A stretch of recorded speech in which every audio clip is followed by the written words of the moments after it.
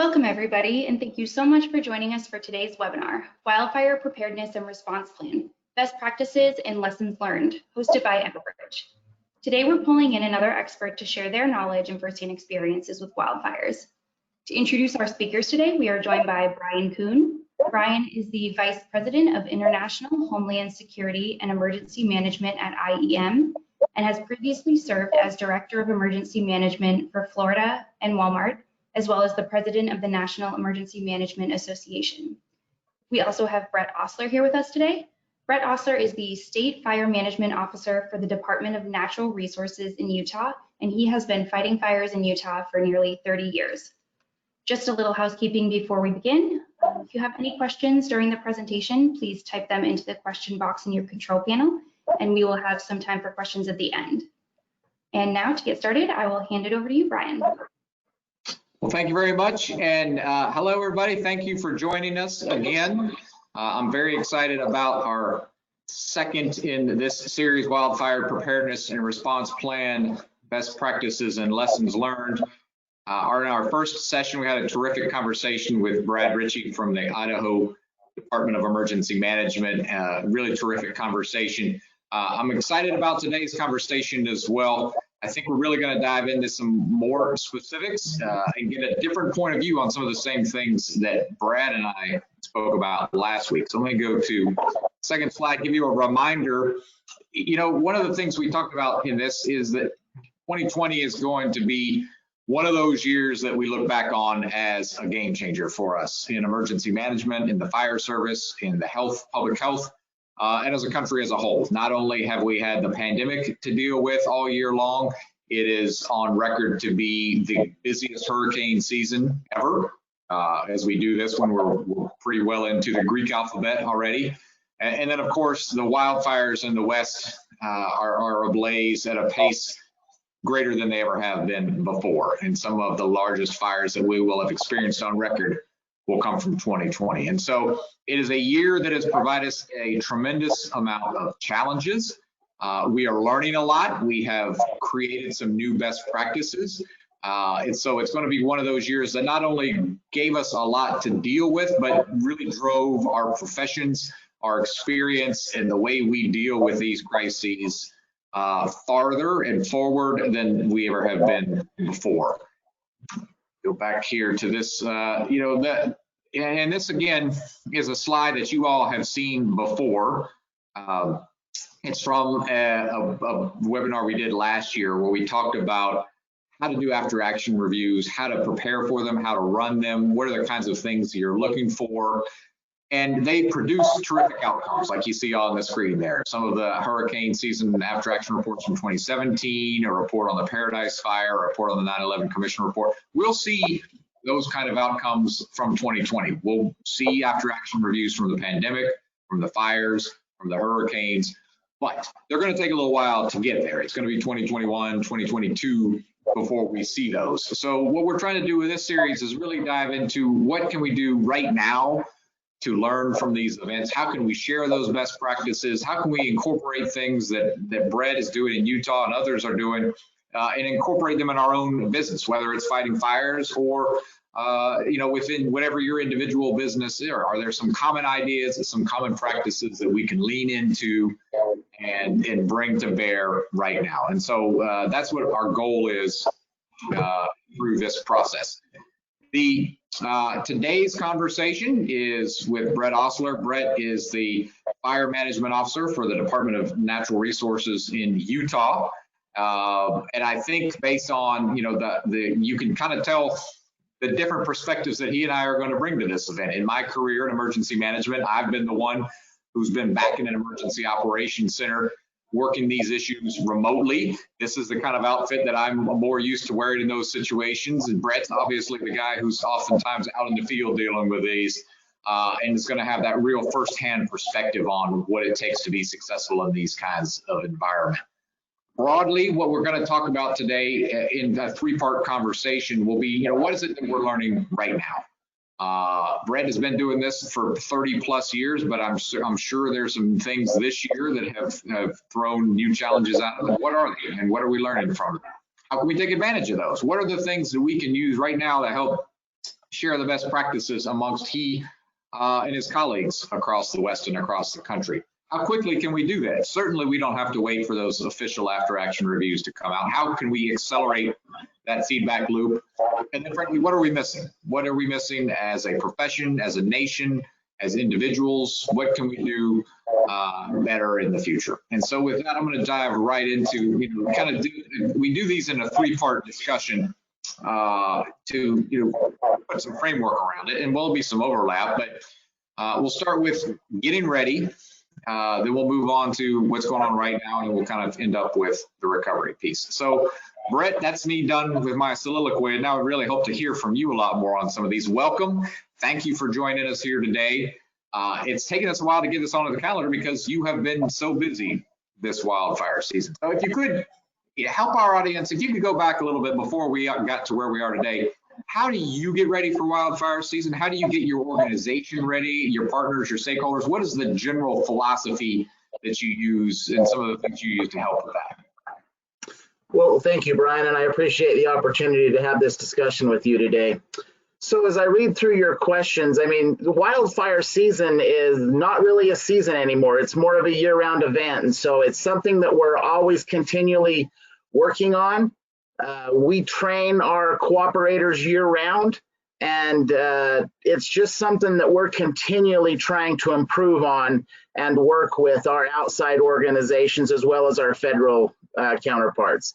And so when we say we're trying to get ready, it's something that we continually do, and we learn from every incident that we respond on, and we just learn or just try to get better as we come together as organizations and cooperators, and we continually try to improve our skills and our communication as we respond on every fire.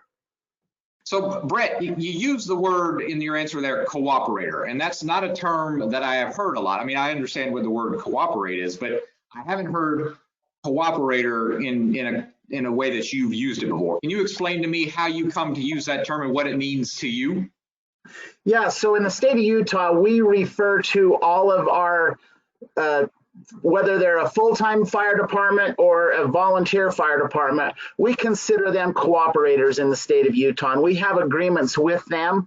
And so that's how we refer to our fire departments as a cooperating agency with us. Okay, I like that. I'm gonna use that term. I mean, I use the term partner, stakeholder, and other things, but I like cooperator. So I may co-opt that because I think it really gives a feel that you're all in this together in this, and that's something that Brad and I talked about when we discussed Idaho, is that this is one of those situations where, you know, the locals, the state, the feds all have to really be together in this to make sure that they are ready to deal with these fires that can erupt quite quickly and grow quite rapidly. I'm going to go back to, you mentioned that there really is no wildfire season in Utah anymore. Is that different than it was when you began your career some 30 years ago? Did you used to have a break in there to refresh and recharge and incorporate the learnings? Absolutely. So when I was thinking about that question, you know, 30 years ago when I began my career, we did. I mean, when October rolled around, we knew that fire season was going to end and that we could go on and do other things that we knew we needed to do. And in today's, I don't know what it is, but today's society or today's, you know, the fire environment that we're living in right now, it is completely changed. And like I said, it is no longer a fire season, it is a fire year. And in the state of Utah, we have several fires every single month. Obviously we have more in the summer, but even during our winter, our Januaries, Februaries, Marches, we are still continually getting fires. And that is something that we are not used to here in Utah. Yeah, that's challenging. I mean, I'm used to, you know, in my previous careers, I've had hurricane season, so you can count on December being a downtime. I was in the Navy for a while, so you could count on being done with a deployment and doing some maintenance. But when you have no downtime, when you have no ability to refresh, recharge, and incorporate those lessons learned, it makes on the fly learning, on the, you know, the building those practices into your daily routines even more important. So this is that's very interesting to see, and I think it's going to be something we're going to see in other aspects of how we deal with natural hazards and man-made hazards. Is we're going to have to do a better job of incorporating them real time into what we're dealing with. How have you? You've been in Utah a long time, and you've seen the population grow and change over that. How are you educating new residents in Utah? How do you help them understand what role they play in wildfire preparedness? And what is it that you wish they were paying more attention to? So in the state of Utah, we've engaged quite heavily with the public as far as what it looks like for them to do their part. And today's society, I mean, they're more of a generation that likes to get their information through Facebook, Twitter.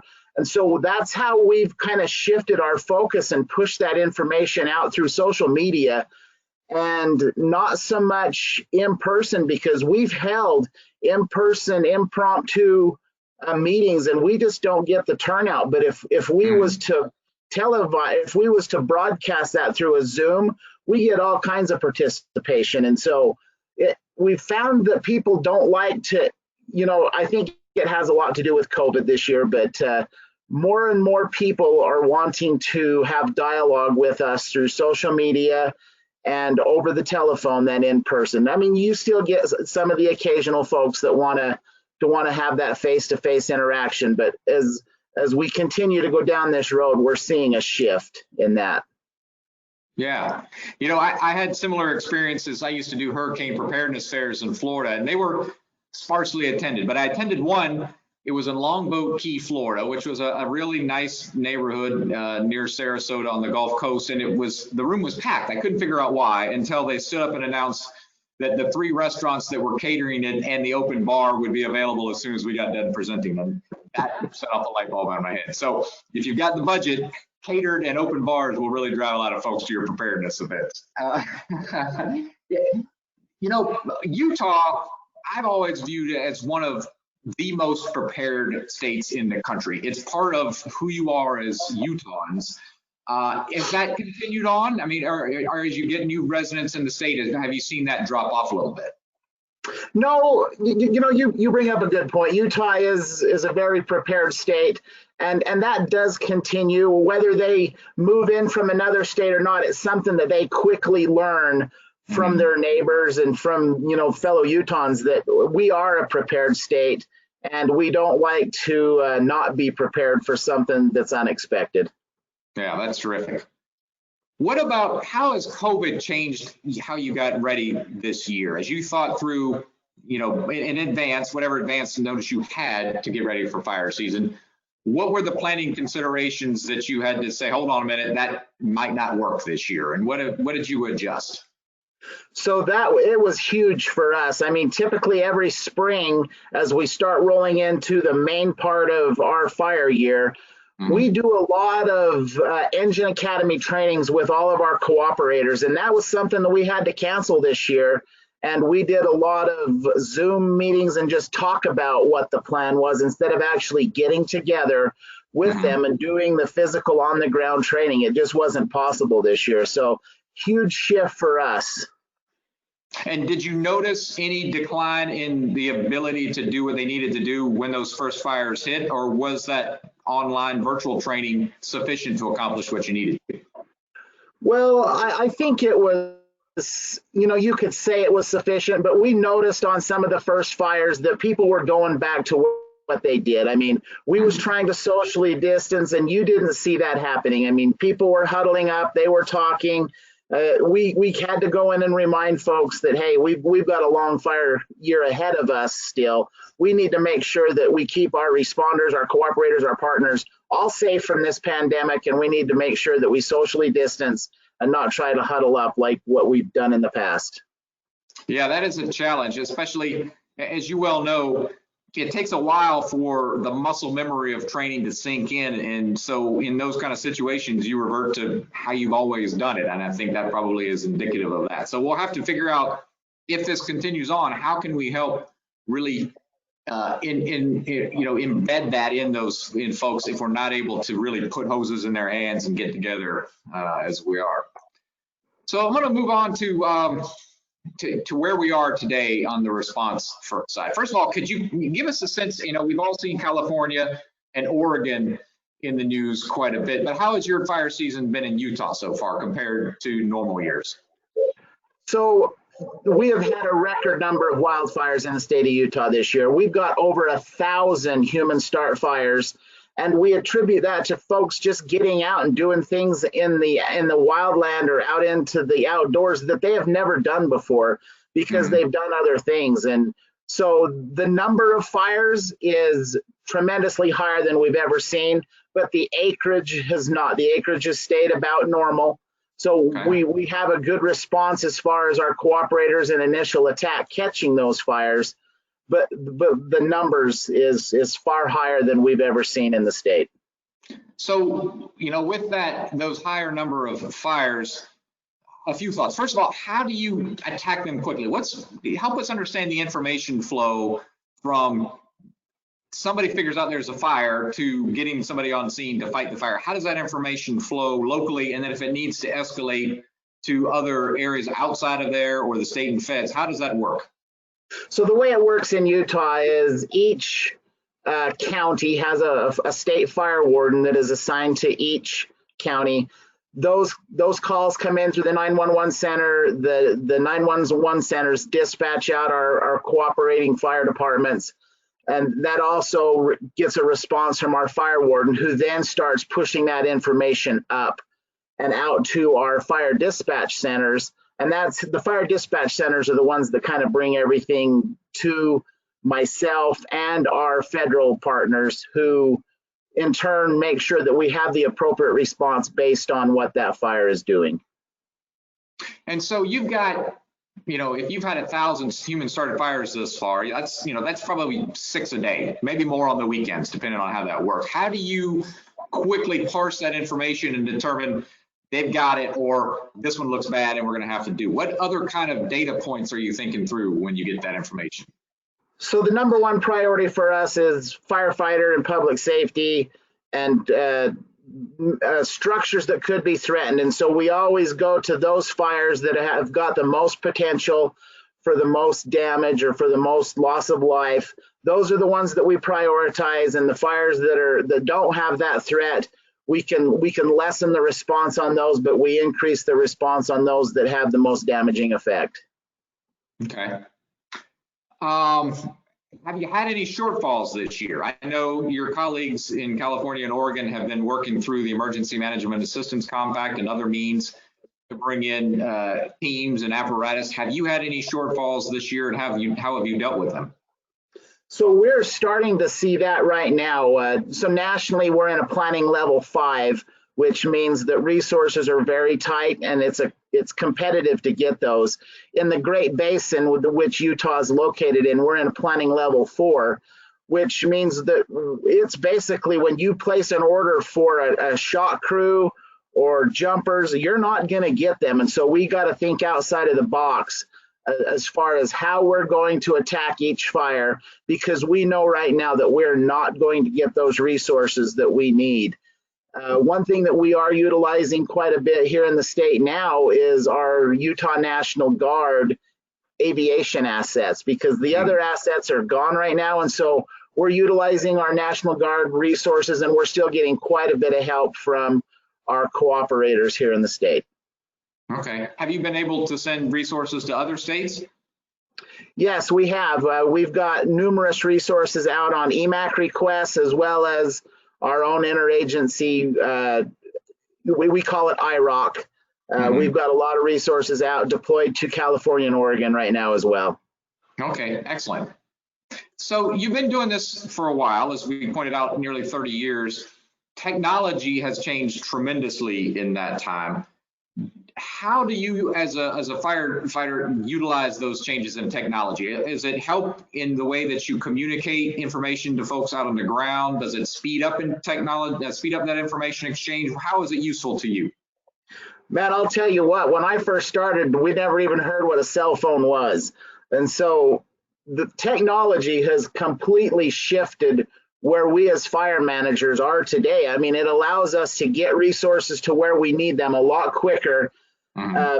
Back when I started, the radios were just overrun with so much radio traffic that you couldn't get a word in edgewise.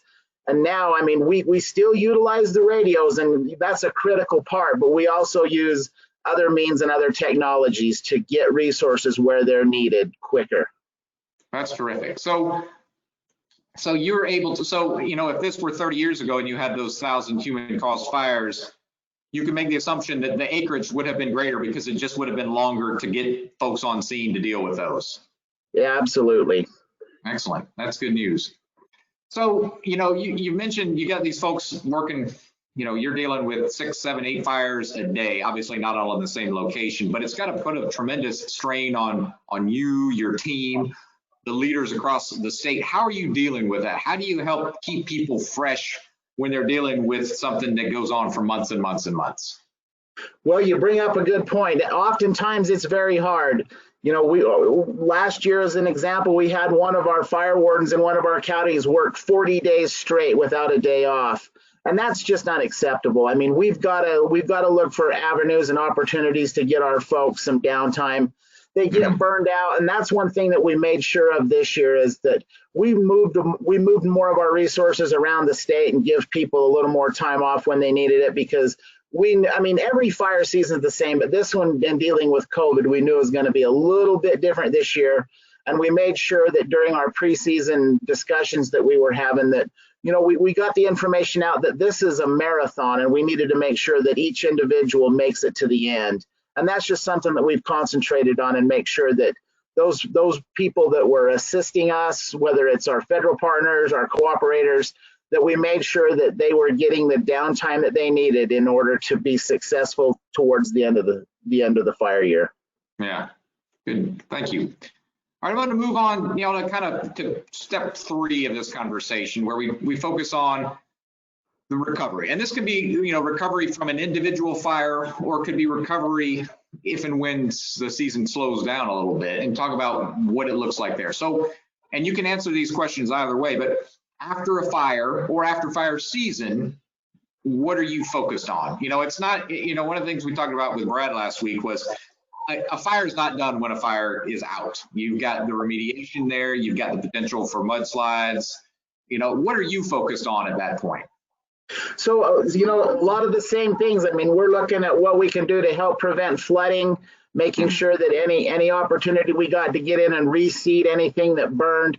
But one of the other things is we still got to make sure that our people are doing good, because after coming off of a long fire season like that, we got to continue to make sure that our people are doing good. Because when they're huddled up together during a fire season and you take them out of that element and you put them off where they're isolated by themselves, there's oftentimes when folks don't do good like that and they start going through some mental problems. And so we're always continually reaching out to our folks, making sure that not only are we concerned about the after effects of the fire, but what the after effects for our individual people are for them. Yeah. How about the general public? What kind of information do you want them to know, and how can they assist you in your efforts? Well, I think for the general public after the fire season is that they need to understand that it's a continual process for us, making sure that we're always looking out for their best interest and making sure that we've always got folks ready to go at any given time. And like I said, the fire year for us, whether it's here in Utah within the Great Basin, or we're always shifting resources to other parts of the United States to assist in fire. So like I say, the fire year is more what it's like now, and we just need to make sure that the people understand we're still out there doing our best and doing everything that we can to protect them. And we're just looking for opportunities for them to understand that. Okay. So let's talk about lessons learned for a minute. What is the driving factor? Obviously, you have hundreds of thousands of fires. How do you choose which ones to dive more deeply into in terms of dissecting them to determine, you know, the best practices or something that didn't quite go as you had hoped it would go, and how you want to change the process going forward? Do you have that I call it the luxury of doing that, or does somebody else tell you to do it? What do you, as the leader of this organization, how do you choose which ones to pay attention to? Well, and like I said, I mean, we learn something new on every fire we go to, whether it's a small incident or a very large incident.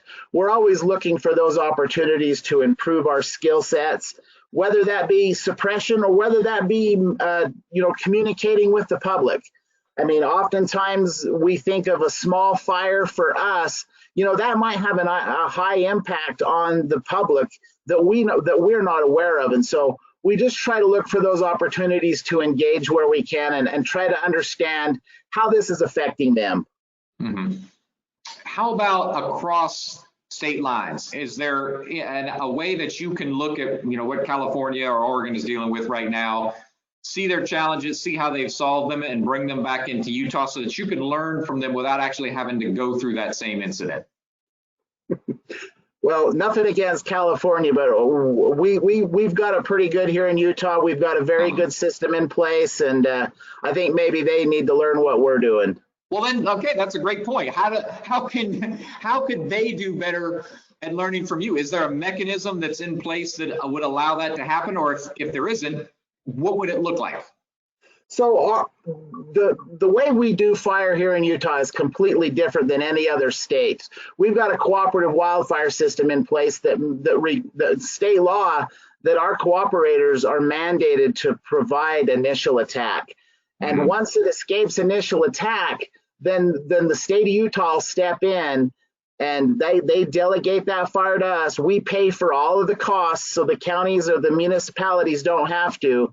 And in return, what we ask for is that money, instead of them paying us back, we ask for them to do mitigation work, whether that's prevention.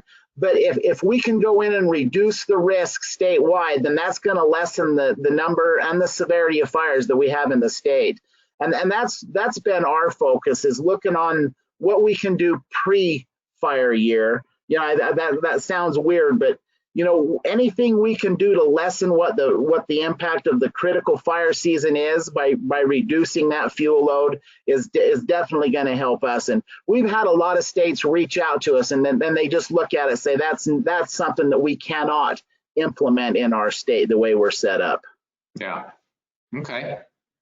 Well, Brett, we got a couple of questions that came in while we've been talking, and one of them was similar to what I was going to ask. This individual asks, how are some of the lessons that you have learned and the best practices, the way you set up, are they applicable to other industries? In other words, can you take anything that you have done really well for fighting wildfires in Utah in the last several decades and apply it to something different, a different industry, a retail industry, a hospitality industry, management, manufacturing, what have you? Are there some best practices and commonalities you think that would serve other lines of business as well? Well, I think as long as you knew what your business was or what you were doing, I think as long as you knew up front what that was. So like with fire, if you want to reduce the number and the severity, you've got to reduce the fuel loading. So as long as you're successful in doing that, I think you could move that. But I think one of the biggest things is you've got to continue to have those open lines of communication, regardless of who that's with. You've got to relay that information and portray what you're doing up front. Okay, that's great.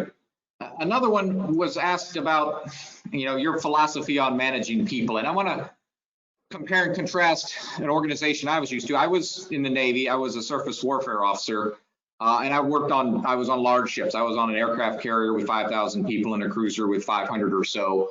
And so our junior folks had lots of senior level people looking over their shoulder, kind of driving it.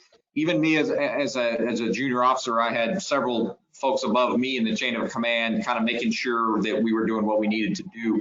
I contrast that with what I've learned, I've seen since in the Coast Guard, where much smaller vessels. And so those newer folks in the Coast Guard and more junior enlisted people in the Coast Guard get to experience leadership and a whole lot more responsibility and independent operations earlier in their career. It appears to me that wildland firefighting is more similar to the Coast Guard in that you train up these folks, you send them out, but then they're out doing their job away from supervision for hours or days at a time. And so you have to do a good job of helping them understand, first of all, a great job of training them, but also helping them understand what their roles are, what their responsibilities are. And you as a leader have a tremendous amount of trust in them to get that done. Am I right in thinking that? And if so, well, first of all, am I right in thinking that? Is that generally how you manage your folks? Well, generally, I mean, when you say they don't have oversight, I mean, they do. They just don't have the high level state oversight. I mean, they still have supervision when they go out, regardless of what that is. I mean, we're not going to send somebody, a brand new firefighter who was just recently red carded, out on a fire without supervision. That would be crazy. Mm-hmm. But, understanding that, these folks are trained. We want them to feel like they're a part of something and that they can be successful. And so oftentimes you have to take folks under your wing, make sure that they understand what they're a part of and be a good mentor to them. That's excellent. Yeah, that's wonderful. And I think that philosophy can apply in almost any business. Yeah. So what would you, if you envision this, what it looked like 30 years ago, what do you envision 30 years from now in your ability to fight wildland fires? What do you think will happen, and what would you like to see in 2050 wildfire season in Utah? Well, in Utah, the way we're building our cooperative wildfire system up, I mean, we knew that it was going to take a while to get fuels reduction in place so that the number and the intensity of wildfires was reduced. And, I would think that in, another 30 years that's definitely going to have an effect on the way we do fire here in Utah, because this is going to continue. And if we can continue to reduce that fuel loading, and in partnership with our federal partners, I mean, that's where the majority of those problems are, is in the wilderness areas of the forest. We've got plans in place to help there as well. But if we can reduce that fuel loading to reduce the intensity and the number of fires, it's definitely going to have an impact.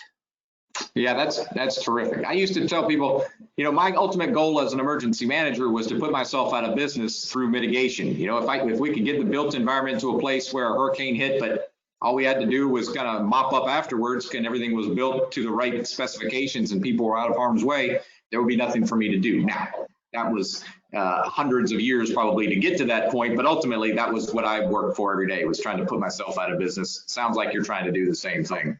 Exactly. Let me go here. So, Brett, this has been terrific, and I really appreciate your insights here. Do you have any closing thoughts for folks here today? Something that, you would, it could be anything. What is it that you want the general public to hear? What is it that you want elected officials to hear, your colleagues? What is the closing words of wisdom from you? Well, I just want people to understand that what we're doing is a very dangerous job, and it takes support from those elected officials, from the public. I mean, they see it on the news, they see what we're out there doing, but we cannot do that without them. And oftentimes, I mean, you can throw money at every single problem and hope that it has an effect. But I think as long as specifically the elected officials need to understand that it does take money to train. I mean, we can train up to a certain standard, but these guys are they're going to be required to have the best equipment that you can have out there in order to be safe. And that's just something that we've got to continue to look at going into the future. You can't cut back on safety. And as long as we can continue to have our responders safe, and as long as they know that someone's got their back, they're going to continue to do everything they can to make those folks safe, and they know that they've got the backing to do that. Excellent. Thank you, Brett. I really appreciate that. We'll go ahead and wrap this up. Thank you again for joining me today. Your insights have been fantastic. I wish you the best of luck in the remainder of this fire season and in upcoming ones. And again, really excited to hear your thoughts and for you joining me today. So thank you all for joining us, and we'll see you again next time. Thank you. Wonderful. Thank you, Brian, and thank you, Brett. Thank you, everybody, for attending today's webinar, Wildfire Preparedness and Response Plan, Best Practices and Lessons Learned with Bryan Koon and Brett Ostler.